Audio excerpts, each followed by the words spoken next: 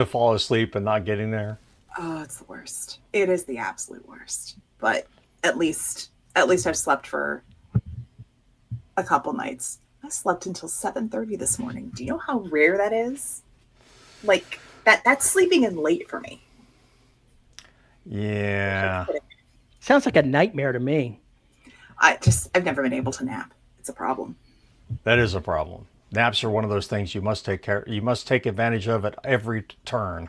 Nope. I think the only time I was ever able to honest to goodness nap was when all of my kids were like newborns within the first 2 months home.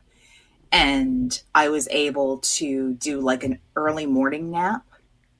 So they'd eat, and then I'd manage to do what I call the sleep of the dead, which is essentially passing out on your back. And then they'd be like sleeping in the crook of my arm, all swaddled up. Oh, And I would not move. In 2 hours, I would be, zonked out. well, zonked out isn't such a bad thing. No, it is not. When you can accomplish it. Yeah, when, if, all those Yeah. things. Yeah, but this is why we have coffee. Oh, thankfully we have coffee. Otherwise, we'd have a real problem. All right, seems possible. God took a nap after creating mosquitoes. He really needed a nap. I can see it. That's a different way it pops up nowadays. Yeah, It it didn't is. used to pop up that way. I don't know if Yeah, I the created a formatting setting or. changed. Oh, interesting. If I don't nap at least 15 times a day, I don't have enough energy for my main snooze. Is that a line from Red Dwarf? Matt, you'll have to tell me what that's from, or if you just came up with that, because that sounds like something Cat would say. Of course, no, if you're not a Red Dwarfer, you have no fucking idea what I'm talking about. There you go. New pop. Cat. There's your answer.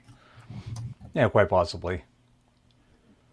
What else? I mean, I'm scrolling through chat. They got really lively before we even started the show. It's like they have their own thing going over there. It's their own little show. It's like who can log in early and then like start the pre-show. James Terrell says we should make an app that grants XP, collectible creatures, and badges for words written. The nerds amongst us would suddenly be way more productive. Evidently, it already exists. Because Xander says you should look at the fourth word. It basically gamifying writing with XP, levels, and fighting bosses. That's awesome. That is awesome. Xander says soon corporate America will gamify clocking in and out on time, taking lunch breaks and bonus XP for overtime, and quote unquote going above and beyond off the clock. That would not shock me at all. They might try, but I will tell you the generation that my kids are in, especially my oldest, I really think that they've seen their poor Gen Xer parents and their older millennial parents like burn out from the whole, well, of course I'm going to do stuff for the job. Of course I'm going to live for the job. And they're like, am I getting paid? Am I beyond my 40 hours? No, bye. Because my son put in, he had an overnight and he had to reconfigure some stuff at the store for the shift and holidays. He works for one of the big box retailers. Right. That is super orange, and we'll leave it at that. If you can't guess, well, I'm sorry. And he worked overnight. He got in at like 3, went home at like 6 a.m. Ugh. And then they were like, you're going to come in later. He's like, no, I am not. I am going to sleep. I will come in the next day when I'm scheduled, and then I am on vacation for my birthday. And I'm like, I am so proud of you for doing that, because that's not something that he didn't learn it from me. I worked so many like overtime, extra hours, birthdays, like all-nighters. So I am very, very proud of that self-preservation skill. That's a good one to have. He says the recent Tron movie is crap. So I've heard. Like I was going to see it, but he was like, "This is terrible." I've heard the soundtrack is better than the flick, and the soundtrack, from what I heard, isn't really all that. So sounds accurate. That's tough. Yeah. It's pretty bad shooting there. Well, now we wasted 5 minutes of time. Howdy, folks, and welcome to another episode. 5 minutes, and then you blow it. What? I blew it because we went past the 3 minutes. Now I'm going to try again. Howdy, folks, and welcome to another episode of the Dead Robot Society. I am Paul E. Cooley, who can't pronounce anything today. Joining me, Veronica Jaguar and Terry Mixon. How the hell are you two? It's been 2 weeks. It's been a bit. It's been a minute, as the kids say. I was out for family reasons. I have excuses. Yes, you do. The rest of you had no excuses. I wisely used my time last Saturday to get my flu and my COVID boosters and promptly have a day of couch rot, because evidently if my immune system gets poked, it goes, it's DEFCON 1, no! And it was not cool. But I'd rather 12 hours of that than a month of illness. Thank you very much. Ugh.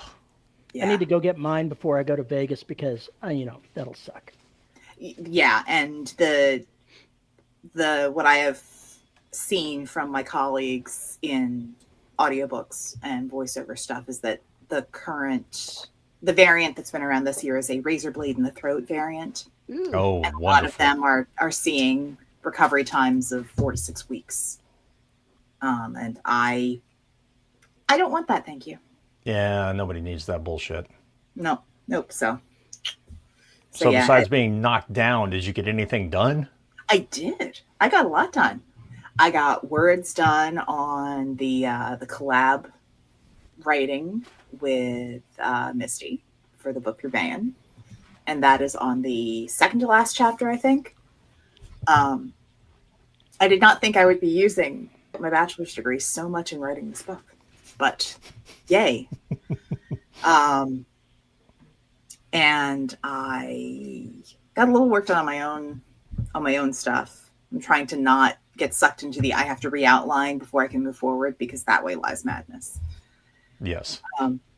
And I got a chapter-ish, a quarter. Let's try a quarter of a short story done on the Lovecraft rewrite, because I found a story that works, and I am rewriting it with like a double, definitely in the Lovecraftian style of prose, but tweaking a couple things to redo it. And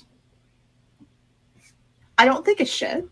It's okay. It's not the greatest thing in the world, but it's not shit, so I'll keep going. Okay. Yeah. Fair enough. And then a little bit of recording here and there, drumming up work, emailing publishers, saying hi. I hate cold emails. God, I hate sending cold emails. I really do. Cold calling's annoying. Oh, it's awful. But that's okay. What about you, Terry? Why do you have more deadlines? Well, there's this Author Nation thing coming up. If I had time if that wasn't there, the deadline for turning in the next book would be the day I get back from Author Nation. So basically, I'm losing a week of my schedule because I'm just leaving. now realized this. And I just now realized that. It's still fine. It's still fine. I'm on schedule to meet that without having to overly go crazy or anything like that. But still, that's hilarious. But yeah, there's that. Writing wise, other than writing on the book that I'm on, I've decided that I'm going to do a me project as well. A you project? I'm going to write That'd be something good. that will probably never be officially published, but I'm going to have fun doing it, and I'm going to post it to my Patreon for my patrons. Ah. Something for them to get fun on. Basically, what I've decided to do is I'm going to write a novel set in the Traveller RPG universe. So it's very niche. I can't imagine how it would be, successfully published. Probably more than you think. Yeah, there are easy ways to file off the serial numbers, sir. Well, this may be true, but for the moment, I'm just writing a chapter here and a chapter there. I haven't posted any of it yet, because I want to have a little bit built up. I remember from my days of writing serials that you have to have your cushion or you're going to be toast. Yeah. So I want to build up my cushion before I do that. The plot line that I'm running with here is, since this is far future and whatnot, and in the Traveler role-playing game, I am something of a robot nerd. I love building robots. I love building ships. I love building things like that. That's what I do. I'm a design guy. And what I've done is the protagonist of this story is a robot, a conscious intelligence, a living being that wakes up with no memory of what has come before. Oh boy. So it's Bob without the past. Pretty much. It's on a ship. The one human being that was living on that ship is dead. That person is in an auto dock, frozen, but the person had a severe stroke and died. Basically toast. Basically what happens for the wake-up call is the first thing she hears, the first thing she senses, is a voice over the overhead speakers from the ship's computer saying that stage 2 of program whatnot is complete, and tells her name and says, remember my name when I return. And then basically he erases himself. So obviously it's a program that someone left there. A custodial program. Made sure that no memory would be left of what came before. Gotcha. And so she's in the process of exploring the ship, and she finds a previous robot brain with her name on it, and she realizes that she was murdered. Oh, okay. Somebody intentionally overwrote her personality and killed her. She's not new. She was there for years, and now she's dead and back to life again. And it's going to be the exploring of what kind of chaos that can bring. That should be fun. I think it will be fun. I think it will be. Yeah, I think James is right. TTRPG is getting really popular these days. Well, this isn't going to be like writing it as in having to make rolls, doing like little RPG and whatnot. It'll be prose. This is going to be solely prose, but I'm going to be using the framework of the TTRPG. He's going to be over there writing and rolling dice. This is in fact true. I've already got the program that somebody has for generating trade goods, and lo and behold, I have a hidden compartment filled with illegal cybernetics that she's going to have to deal with. Okay, well, I'm curious to see how that turns out. It's going to be fun. Curious. Even if only 4 people like it, it's going to be fun, and I'll deal with it. Well, that's the thing. If it's fun for you, then that's the important bit. That's actually the important bit. I'm writing this story because I want to tell this story, and it hardly matters. I'm going to keep writing other stuff for publication and for money, and I'll just keep writing on this one and putting out.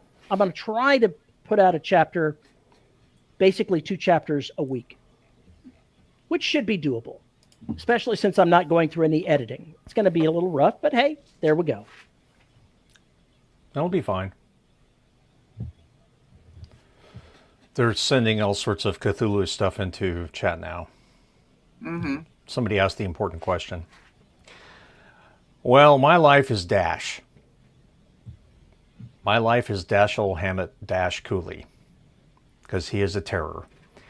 He has to be on leash all the time, so one of us has to be with him. It's either that or put him in the crate if we have to go somewhere, if there's nobody here to watch him.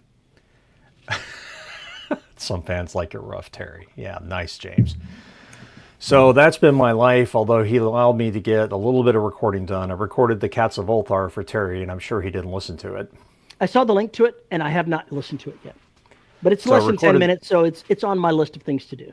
So it's there. I also put it in Patreon as well as in the general chat for...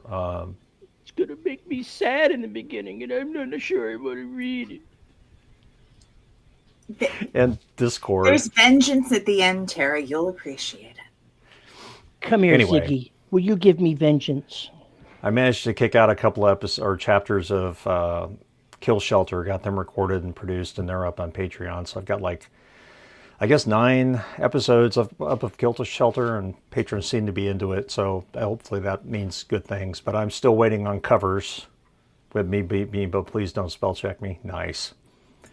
I'm still waiting on covers for everything. So I'm kind of locked in this. Very soon, I'm gonna run out of things to record that aren't Extinction.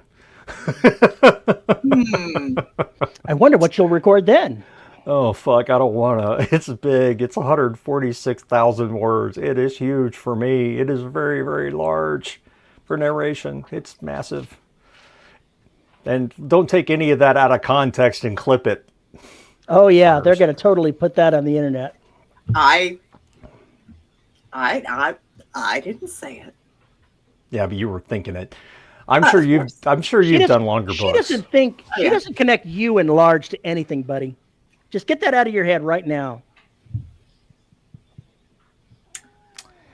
Yeah. Right. So anyway. So yes, I know that with the Secret World Chronicle stuff, I like the books themselves were easily over 200,000 words, but I never knew because I was recording the chapters as people were finishing. Gotcha. So yeah. Yeah, it's a little bit of a different situation. Yeah, but that's the biggest pain in the ass, of course, is going to be keeping everybody quiet so I can finish recording and not have to start recording from 11 p.m. till 4 in the morning in order to get quiet. I don't think I can do that at this age and make it work. I just don't think it's possible, but I'm willing to try for a certain degree. So when Carrie's home, I try and get recording done as much as I can. Dash lets me write, but I write in the living room on my iPad and a portable keyboard. And sometimes that's a little problematic because he has to stay within leash range, and that means one of my hands sometimes gets moved off the keyboard while I'm trying to do something. So yeah, it's been trying time, but that's beside the point. I think it was James posted something about 0 drafts into Discord. Max. Was it Max? It was Max. I think you're wrong. Um, Oh yeah, it was Max. You're right. It was Max. Okay. So, I read the article. I'm assuming you've read the article as well, V. I did. Terry, I just hopeless. I did see the article though. It's really interesting. This person is basically saying there is no such thing as a 0 draft. There are many things that are 0 drafts, if that makes any sense at all. There's not one definition of 0 draft. It's all over the place. But the simplest explanation I've got for it is writing without writing. In other words, you may be putting down dialogue, you may be putting down scenes like I do for chapter outlines, make them there, and I know what's going on in that scene. That's how I basically pseudocode my writing. So there's no dialogue, there's setting things or important details that I know need to happen in that scene, and then I can move on. So at the end, I end up with an outline that basically is just scene names, and that's it. And I'll have the list of characters, but that's pretty much about it. That's the way I'm kind of working now. And that's technically 0 draft. Because I'm not actually writing the actual book. I'm writing things about the book. I'm describing the book. I'm describing what goes on in the book. So basically, sketchy evocations of the major scenes, a tele summary of the key scenes or chapters. Do not be afraid to use passive voice there. Dialogue, basic choreography, bullet points of the main events. Very, very helpful. I use that quite commonly. I'm sorry, I got distracted by chat. Yeah. But bullet points, an outline is a 0 draft, yes. Yeah, I saw that, and I'm like, that's more or less how I do it, because I'll write chunky outlines where they're like paragraphs of scene descriptions, and there might be bits and pieces of dialogue. Or one of the things I used to do when I was gaming and writing stuff very loosely based on 3D Heroes is there would be RP that happened in game. Well, you can save chat logs. And Yes. so we could save the chat logs. And what was super common to do among the community that I was in was you would take those chat logs, you'd clean them up. Someone actually wrote a program to clean up the code, to take out timestamps and take out system messages and all Yeah, these other just grab the things. text. Yeah. And then use that framework and then write the story around it. Right. And it was super helpful. I enjoyed it immensely because I knew where the story was going, and it was just how do you fit in the dialogue? How do you put in the character reactions and everything Gotcha. else? This is one I hadn't ever thought about, which is writing a 10 or more page summary. Yeah. So that's a more detailed outline than I would ever go for. Terry, of course, is listening to all this going, what the fuck? No, I know people that do it, and I respect those that do it. It's just not for me. I'm not going to poo-poo it, but it doesn't work for me that way. If I start writing out an outline, I've taken all of the joy of discovery out of it for myself, and it makes it much more difficult. Paul, the nerd who uses the word pseudocode in normal conversation. Bite me. As a side piece for everybody else, I have created a channel in the Discord called Shared Stories, and I have dropped the first 2 chapters that I have written to this particular traveler-related story in that. Enjoy. Nice. All right, cool. JR asks, am I typing or dictating this way? I'm typing, I don't dictate at this time. Ask me when the arthritis takes away my hands. Tracy, howdy. Been a long time. She says, for me, it's my frame of mind. I have no expectations of the zero draft or a baby draft, mostly just ideas. Yeah. I mean, basically, it's all work. It's all work that some people have to do before they can tell the story. It's all work, period. You shouldn't feel like you're wasting time doing it. It's just that ultimately you can only go so far deep until you actually have to start writing it for realsy. Yeah. And you can do as many of these zero drafts as you want to do and have plotter completely built out with everything so you know beat by beat. Doesn't matter. At some point you actually have to write it. Yeah. It sucks. It's like, I don't know, why can't we go from here to here? No, you have to put the words down.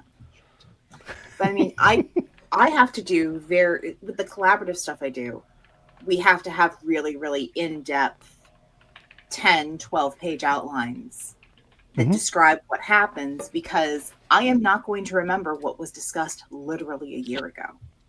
Well, okay, I might, but my co-authors won't. And so, is it written down? Is it there? What was the funny twist? Was there a bit of dialogue that came up? That's probably shoved in there someplace. And it helps for staying on track.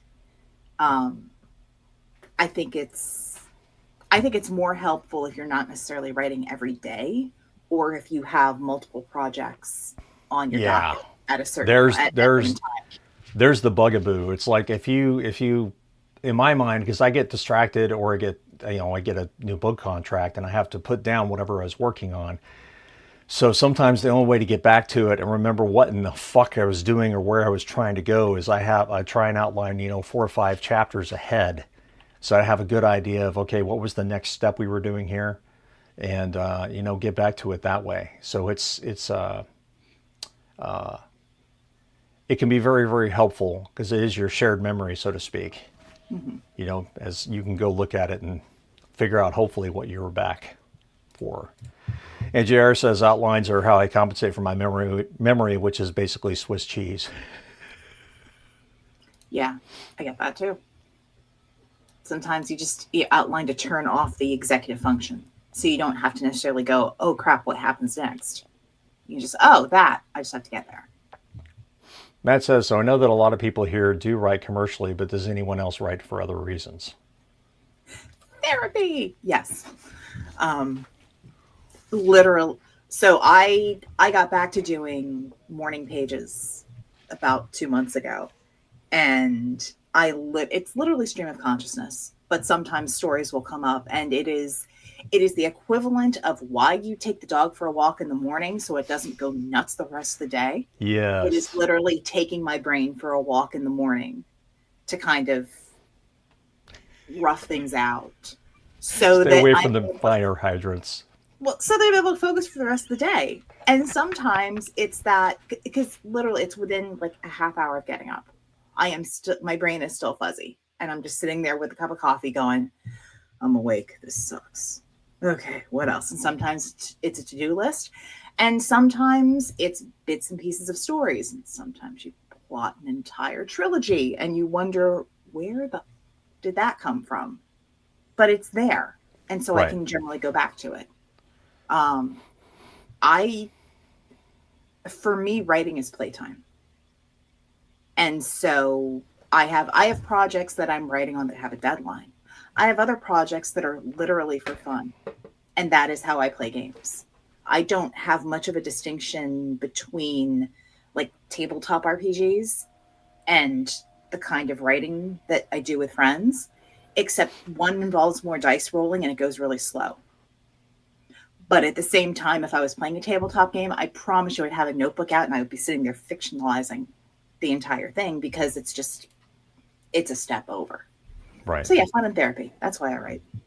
Sometimes I get paid for it. Sometimes it's the only way to get the shit out of your skull. That too. Xander says I outline only a bit ahead so I don't forget what I thought up. Then I'm like, shit, I'm at the end of the outline. I either wing it or plan out a bit more depending on the complexity. That's what I did with, well, Kill Shelter, I pretty much outlined the whole way up until a certain point and then went, oh, fuck, what happens next? And I went, you know what? I'm not going to ignore the fact that there's a hole in the deadline, and I'm just going to, or in the outline, and just keep going. And then I updated the outline as I went, and then I realized what the ending was, and then I put everything together from that point on and had all the scenes up. So it can help you get unstuck. Terry says, are you writing this new project on top of the work for Mr. Moneybags? Yes. It's not Mr. Moneybags, it's Terry's sugar daddy. Get the moniker straight. The moniker straight. I really hope I don't have another elevator incident like I had the other time. Because I could not remember the name. I just had Terry's sugar daddy in my head, and my husband is standing there, and he's like, what is wrong with you? I'm like, I'll tell you later. I'll tell you later. Tell you later. And we get out of the elevator, and he's like, can I? I was like, no, people will hear. So, what's it like to be a pimp? Excuse me? I'd expect your clothing to be a little bit more colorful. Yeah. I'm upset. Why is that? You're not wearing a furry hat. What the hell's going on here? Sir, I expected a jeweled cane. What up? Fuck. Terry's sugar daddy, Mr. Moneybags. There, I fixed it.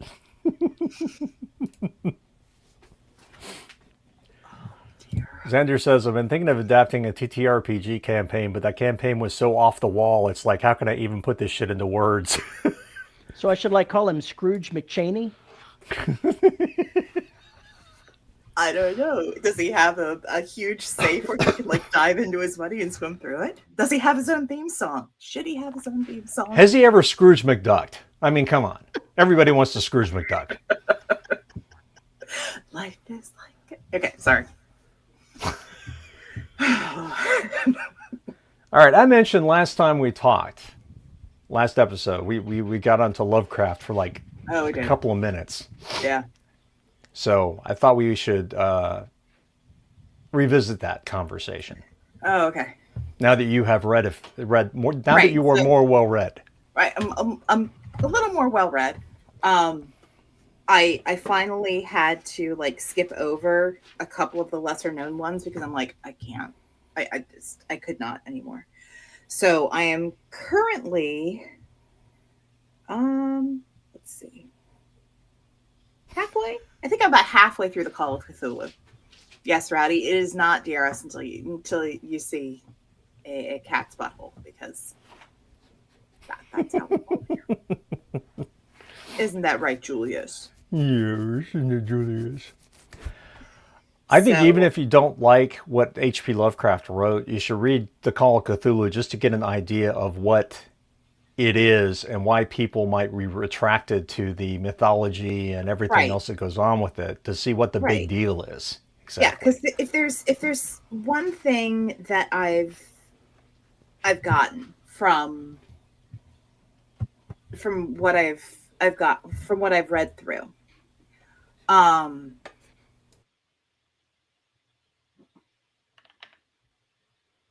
part of me is kind of mad that this was never part of like any AP Lit Mm. for study, because I think there's so much there that is important. But then again, a lot of times, especially in high school and undergrad, you don't, speculative fiction is frowned upon, and Yes. it's not seen as literary enough. Whereas I'm going through this and I'm like, this would have been fantastic for like Yes. 11th, 12th grade study, in terms of voice, in terms of just having to sit down with a dictionary and look up words, because of the archaic nature Yes. and how Yep. stuff gets framed. Definitely a case of writing because you're getting paid by the word, because that just it's florid without, there are a lot of words to There are a lot describe of words. simple things, and it's something that a present day editor would be like, the hell. Purple prose, um eh? yeah, Yeah, but there's a reason for it. exactly, there's a It's reason. justified. It's justified because of the voice that's used, and the narrator as a person. Narrator is usually well educated, Right. Very very well well educated. educated, always has an opinion about something, which from from an audiobook narrator standpoint, one of the things that they tell you when you begin working in the field, if you're narrating nonfiction, or if you are that third person narrator, um, not you, the person, but that voice always has an opinion about what is going on the page. Yes. Yes. And it's And you can very, tell by the very words used. You can tell by right. the You can words tell by used. right the words, but also the pacing, um, what gets described, what gets left out, what things um, the the storyteller feels are important enough to point out, and what stuff gets left behind. So I don't hate it. Um, it's it has been, and I apologize in advance if this sounds really snobby. It's been a long time since I've read something at that level where I've had to think about it and Hmm. go back and reread, which I appreciate because I like a challenge.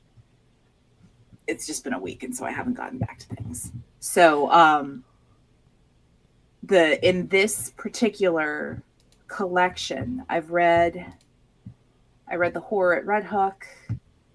I read the Rats in the Walls. That was cool. The Hound, a bunch of other things. The Unnameable I read. Mm. It's okay. I'll probably need I some of these I know I've got to go back and reread. The one that I'm working on though for my own rewrite is Herbert West Reanimator. Because it is the problem that I have with a lot of his short stories is that they end very abruptly. Hmm. And I have a problem with that. It was the style of the time. Right. Thank you, It's Edgar all Allan the time. Poe. But I want something that's a little more satisfying for the end.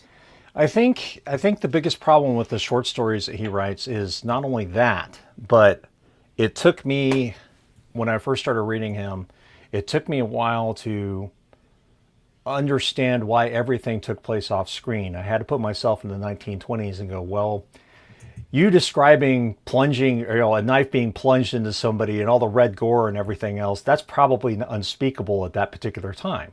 Right. And so it wasn't said. And I read some stuff by Richard Machen, who is somebody Lovecraft looked up to, and it's exactly the same thing. All the violence, all the horror is very little description of what it is or what exactly happened. You only see really the aftermath. Right.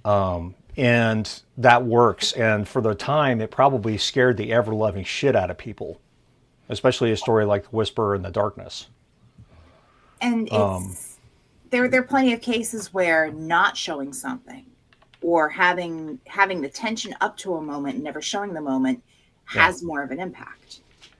Yeah, and you get that with Whisperer in Darkness because the main character never actually really sees what he's talking to. I'll leave it at that.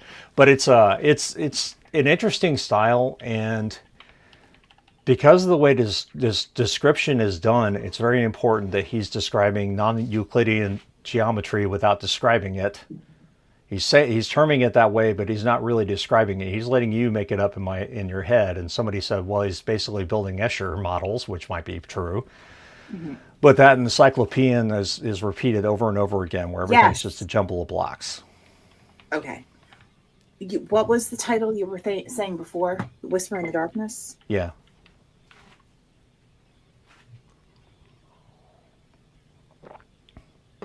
Sorry, I'm going through this and seeing if that's here because it doesn't sound familiar. It might be later on in your collection. Well, I'm going through the collection. Yeah, right. Anyway, chat, what do you think? I'm sure you have thoughts on this. Huh. It's not in here. You don't have Whisper in Darkness? Doesn't look like it. Where is that? That is... Yeah, The Whisperer in Darkness. It should be before it is. Okay. At the Mountains of Madness. Should be right before it. It's right after it. Oh, they got their dates screwed up then. Who made your collection?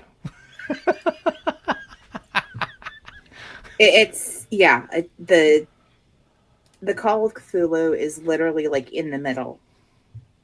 And then the more some of the ones that I've heard folks mention, like the Case of Charles Dexter Ward is a couple stories after this. Good one. Color Out of Space is after that. Excellent one. The Dunwich Horror is a couple stories after that. And then at the chunk at the end is The Whisperer in Darkness, At the Mountains of Madness, The Shadow over Innsmouth, The Dreams in the Witch House, The Thing on the Doorstep. Yeah. Oh, there's some good stuff in there. There's some really good stuff.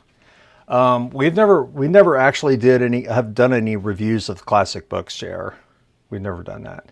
And we've been put off book reviews for forever. This is the most book review thing we've done in probably years for reasons. But I'm not educated in this field yet. So since it's Halloween, the season of Halloween and horror and all the things that go bump in the night, if you've never read any Lovecraft, go do it. Just be careful about what you read because some of them are stinkers. He's got some stinkers. That's just the way it is. So go read Call of Cthulhu. See what the fuck this is all about. And if you like it, there's other stories connected to it. All these mythoses are linked, which is what made it so interesting to go through the entire bibliography, was seeing all those links being set up. And the son of a bitch never really described what that is and how it works. Never did. Which is another thing that's really kind of cool, but is bizarre. Let's see. Tim says, I enjoyed Lovecraft for what it could inspire, but I prefer stories like Hodgson's The Nightlands for archaic language madness-inducing texts, at least lately. Okay. I mean, to be fair, my deep dive started because I wanted to find public domain stuff that I could narrate and or use as a springboard for writing. Right. Because I need content. And yeah, we all need content. We all need content. But that's where it starts. And it's interesting. Again, I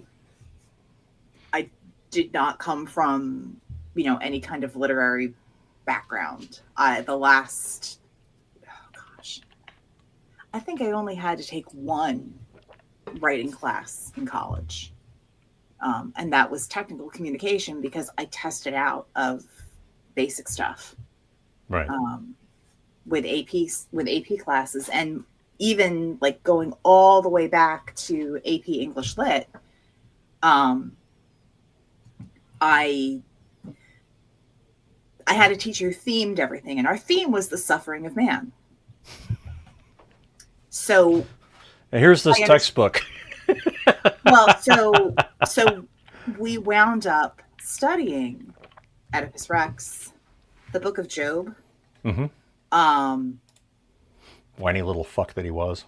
Oh, jeez. Star Wars. So we did we did Star Wars as a way to look at archetypes. Mm-hmm. Yep. In the hero's journey. Yep.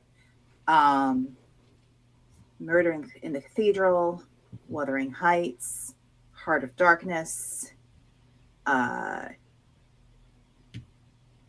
Frome, whatever that was. I did not read that. That was like the one I was like, ugh, God, get me out of this. And Heart of Darkness was not cool. No. A handful of others, but those are the ones that I remember.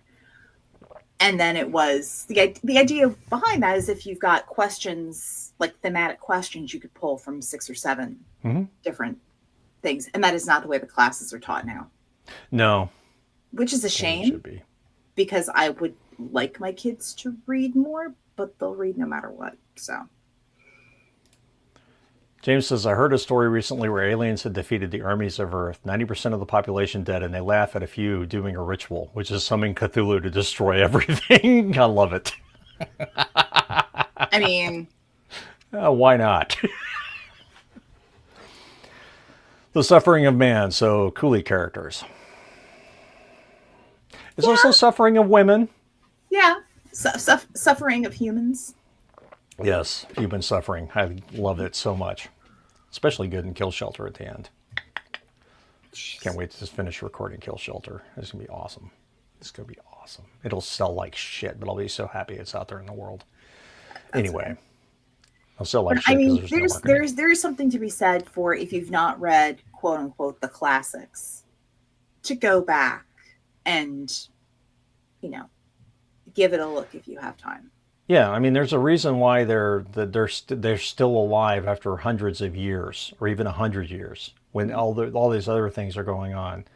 And like it or not, Lovecraft was a linchpin and basically invented cosmic horror, as far as I can tell, anyway. Mm-hmm. And that's very important. It's a lot of things are based off that, so it might be worth a shot to read. Besides all this modern newfangled stuff. Yeah. And pretty much you can get the book for free. And that's the other thing. Like I cleaned off my desk. That's why they're not there. I had a stack of paperbacks that I'd ordered so that the kids could have their own copies for bringing to school. But it was like The Picture of Dorian Gray. Great book. Fantastic book. Great themes. Stuff that shows up in a lot of other literature and a lot of other media. Lord of the Flies. I'm like, okay, there's probably better things these days, but I don't think so. I don't think so. I know the kind of shit I would get into as literature prof teaching that particular course these days. Right. But I guess my take is that some classics work, but it's important to kind of consider who was writing them and who their audience was. And then look at what books take those same themes and update them for a wider audience or a different audience. Because people want to see themselves reflected in stories. And I personally, I'm not going... There isn't anybody in that Lord of the Flies book that I can personally relate to. I'm just going... Why? What? Did you not hear no enough as a child? Because they're 13-year-old boys with no supervision. Yes. And for me, that's like, where are your parents? This is a problem. Yes, that's kind of the point of the book. Yeah, I get that. But I can't again, remember the story that I read. This was decades ago, but was a science fiction story that involved basically an abandoned ship that was carrying children, if you were, people that were effectively immortal but never aged. They were children. They were all that was left. And they were very much Lord of the Flies trying to kill each other off. It was a very strange story. This mean little girl, that garrote beheaded her like nobody's business. I love it. Yeah, Lord of the Flies is about, basically anarchy and then what comes out of anarchy. Because if you look, one set they came up with an entire culture, rituals, and everything else. In the other set, we're trying to carry on like civilization still existed and got eaten. oh, I guess the update to that, if you want a modern take on it, with a little more of a horror edge to it, would be the series The Yellow Jackets. Oh yeah, Yellow Jackets is oh god, that Brilliant at least storytelling. Great yes, characters. brilliant. I don't know where it's going, but it was I don't know brilliantly if that done. picked up again. Well, I've only seen through season 2, so I'm waiting on the rest. I'm behind, but I've been told it starts to stink in season 3, so we'll see. There are moments. There are moments where you kind of want.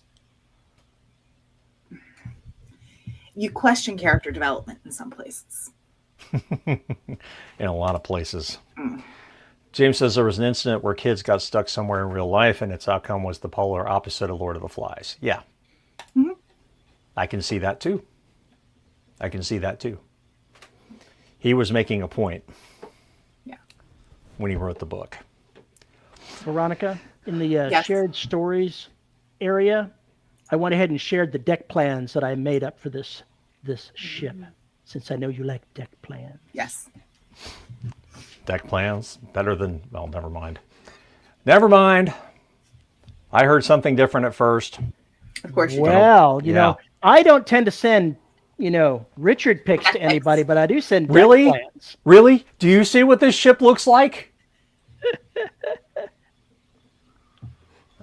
Anyway, I'm just going to leave it at that. I didn't design the ship. I basically copied and pasted a ship that already existed and then expanded and changed it. So I can't take any credit for the original design. So it's a supplemented deck pick. Something like that. I had to enlarge it a little bit, enlarge deck plan. You had to Deck make it pick. girthy. You had to make it A girthy. girthier deck pick. There we go. Yeah, sure. That's what I did. Oh my god, I'm 5. Okay, so anyway. I like big dicks and I cannot lie. Terry's sharing someone else's deck pics. Oh yeah. Does it have tentacles? Here's the deal. Humankind discovers aliens and the first thing that's going to happen is somebody's going to say, can I have sex with it? That's the first thing that's going to pop up. It's not going to be, oh, we need to transfer technology. The first thought's going to be, can I hump that? That's the way it works. Can we get a listing of orifices and their purposes, please, sir? So what you're Because saying is that every man is Captain Kirk. That's basically the lesson right there. So what you're saying is that all of these previous movies, Discovery things, where they actually face an extraterrestrial creature, it's wrong because nobody tries that. No one asks. I'm simply saying the first thing that comes to mind is can I screw that? We should refer to the urge as Kirk's law. I like that, Matt. That's good. And read this Oh one. my God, Becky, look at her deck. Oh my God, Becky, look at her deck. It is so big. I like big dicks and I cannot lie. James Jarrell says, I actually made a TTRPG about space battles, etc., and the pilots were GM aquatic animals, and yes, there were ships with tentacles. Narrated it. GM aquatic animals? Is that like it? That what is it? What is it? GM stands for something in food. What is it? Genetically modified? Genetically Yeah, modified. genetically And modified. that's what it means. I was like, okay, it should mean something to me. It should mean something. Okay, now I got it. Ships with tentacles. Well, I mean, if you can have solar sails, why can't you have tentacles? That's a good question. You could have a cargo ship with tentacles around the cargo bay, so it reaches out and grabs all the cargo pods to put them inside, and it takes them out when they're ready. So I could see this. Who was it? Oh crap! I narrated a story. Oh yeah. Yep. I narrated. It's for After Dark. I'll put that link in there. But I definitely had a handful of stories with ships like that and incidences like that, and it wasn't so much Kirk's law as that's how the ships moved. So, Gotcha. Oh, I know what book you're talking about. Series, actually. But yes. Yeah, the series, sorry. Ah. And when the they first book dock, is it called reaches out something. and it grabs the extender ship and it pulls it into the docking bay. Is that how this works? Is that where we're going? With some of them, yes. What kind of noise does this ship make? Excuse me, sir. What's that I'm not allowed to moaning make that that I'm noise hearing right over the now. I'm not gonna loudspeakers pay for it. for? And why is it going in and out of the cargo bay all the time? What's going on here? Oh my god. And then it ejects all the people that are on the bridge out the front of the ship. That doesn't seem safe. Tentacles would be really handy for pirates. You are correct, sir.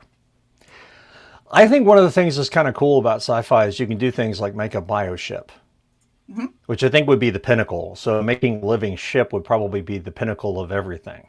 Because as long as it can have biomass, it would be able to function. Sigler did that in his GFL. He's got a handful of them, I remember. Yeah, and to a certain extent, the crypt is also a living ship. So I like the idea of living ships. I don't think well, I'm going to shut up now. I need to write some of that at some point. So somebody needs to go ahead and write, fan fiction, so they can go ahead and put the sex in there. They can make it the ship who lusted. The ship who lusted. Now you got Veronica thinking. No, you got Veronica going. That is way too close to the series that she's currently contracted to write, and that particular nomenclature that's not on brand. It's not on brand. On brand. No. Yeah, well, people are going to be using it anyway. Yeah, pretty I much. understand this. I just, be part of it.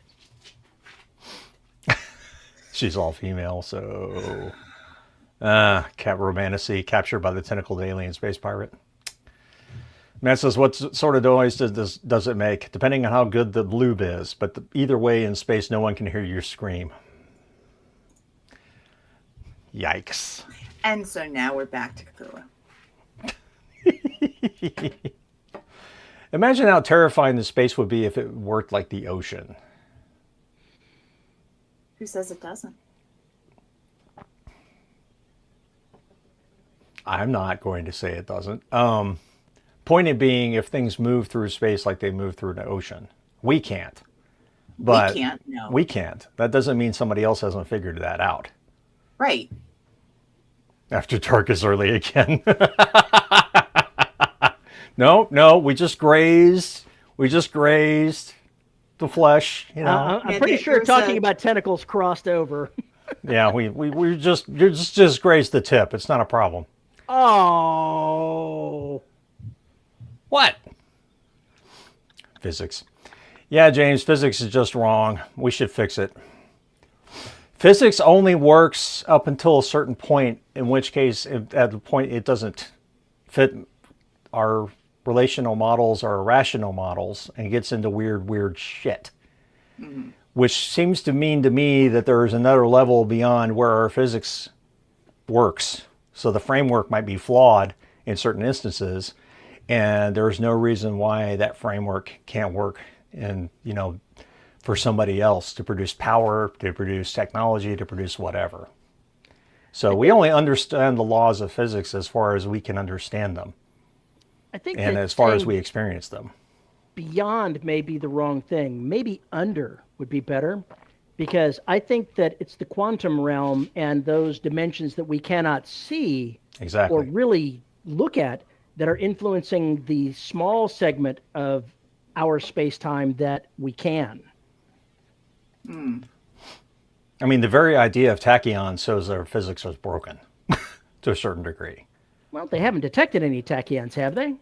I don't know. Well, I've seen articles where they claim to have, but it gets debunked. And to be honest, I don't know how you would. I still don't understand how you would even understand what a tachyon was, how to detect it.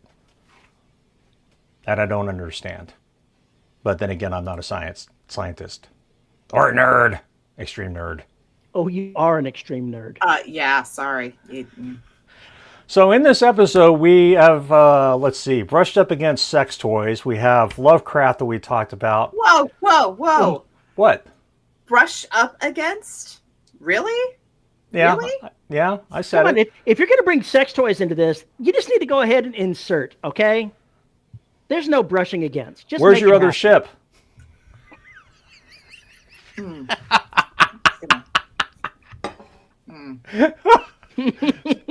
Don't tell me we don't vary our topics. More to be discussed Varying in After what? Dark. After dark. More things in After Dark. Yeah, I see how this was going to work.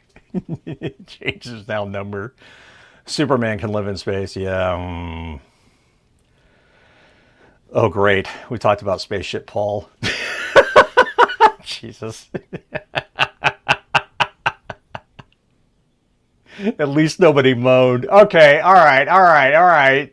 Look, we cannot account for whatever is happening on y'all's end of this. I just know I'm not getting paid because, yeah, that's just not happening otherwise. I'm pretty sure that our audience can handle this sort of thing. The only one that is not completely dressed right now is J.R. Handley. So let's just leave it at that. What is the sound of one hand fapping? Please tell us, JR. No comment. Okay, all right. It's a 5-second delay. He's barely had a chance to hear it by now. That's true. That's true. So we got 2.5 minutes left, chat. What you got going on? Slapping steaks together. Frozen or fresh? J.R. Handley. Oh, dear.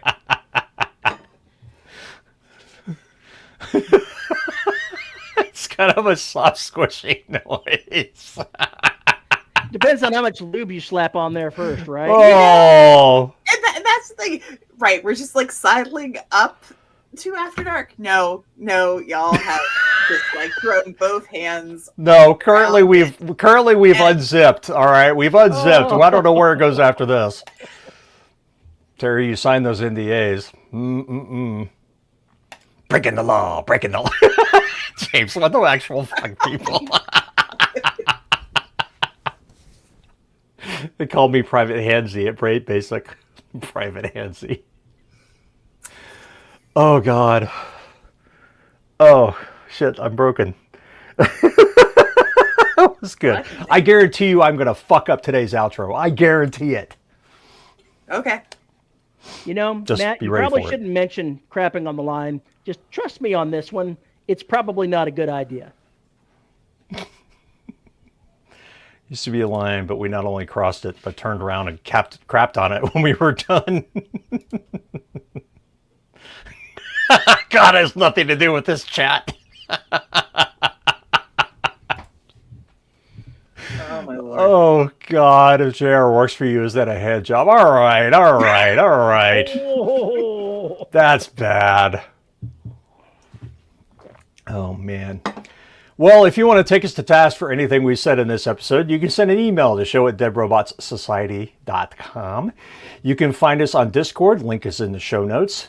We'd be happy to have you there, and that's where all the lunacy happens, including Terry posting questionable deck pics. Very questionable, I might add. And you can find us on YouTube at youtube.com/GRS podcast every Saturday, except when we're not. At 3 p.m., we go live. Like and subscribe so you know when we're live and join the madness. And if you want to support the show, you can find us at patreon.com/GRS podcast and buymeacoffee.com/GRS podcast, where for as little as $1 a month, you get access to exclusive live shows like the one that's coming up in about 10 minutes. And apparently we have lots of things to talk about. I have a t-shirt idea I need to run by you guys. Terry's deck picks are huge. Only you would select that. I'm just going to put that out there. And at $10 level, you get your name read. And our $10 patrons are Juan Valentin, James Terrell, Sicko, Antoine Batts, Rick Shaw, Lisa Slack, and Tim Niederreiter. Thank you to all of our patrons for making this show possible. The Elder Gods approve of this chat. Oh, man. So bad. Right. It's going to be a Star Wars character, Han driving Solo. everyone, insane. So bad. So bad. All right, we're getting out of here. We got to get ready for After Dark, which means Terry has to change. Yeah, boy, I'm feeling moist. I've been told that is one of the foulest terms to ever use in conjunction with certain things. That's why I used it. I mean, some people have problems with certain words. With that, we are out of here. Y'all have a great, fantastic rest of your weekend, and we will see you next week.